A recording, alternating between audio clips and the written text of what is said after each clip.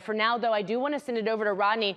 Rodney, there's a big difference between a Category 3 and a Category 4 storm, and overnight, our winds really went up in this storm. Tell us the difference. Yeah, so that's a big concern for us. And we keep talking about Category 3, Category 4. So we wanted to give you a little bit of perspective. We start with the Category 1 anytime we do see a hurricane. Then we go up to a Category 2, eventually Category 3. That's a major hurricane once we get to Category 3. In Idalia right now, as Ella mentioned, a Category 4. What a Category 4 hurricane means is you're talking about catastrophic damage, a wind range of 130 to 156 miles per hour. Well-framed homes are severely destroyed. We're talking about the roofs coming off of homes, the walls coming down, in addition to trees coming down, power lines coming down. So entire residential areas could be isolated whenever you're talking about a Category 4 hurricane. And Ella, I just looked this information up. This particular region of Florida where landfall will happen has never seen a Category 4